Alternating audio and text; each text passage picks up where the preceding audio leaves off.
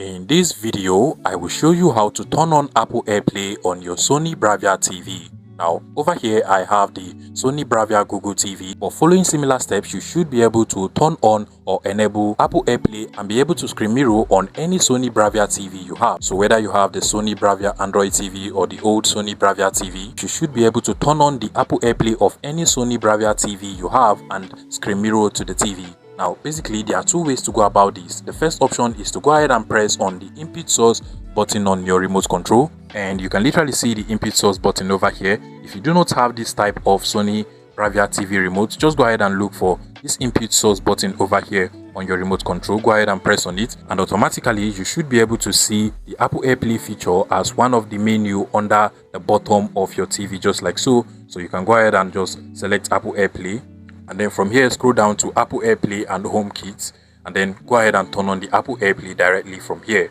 Another way to go about doing this, from the home of your Sony Bravia TV, you want to head over to the settings of the TV. Go ahead and click on the settings icon. It is usually at the top right corner of the TV, and then from here you just want to scroll down until you get to the system settings over here. Go ahead and click on it. Now, from this list of system settings, you should be able to find the Apple AirPlay and HomeKit option over here. Go ahead and select it, and then click on Apple AirPlay and HomeKit settings, and then from here you can now go ahead and turn on or turn off the Apple AirPlay feature of your Sony Bravia TV. Mind you, once this feature is enabled on your TV, you can now screen mirror to the TV by simply just making sure that both your iOS device and the TV are connected to the same Wi-Fi, and then just clicking on the screen mirroring option from the notification center of your iOS device. If you find this video useful, please make sure you smash the like button and subscribe to this YouTube channel for more interesting tech tips like this one.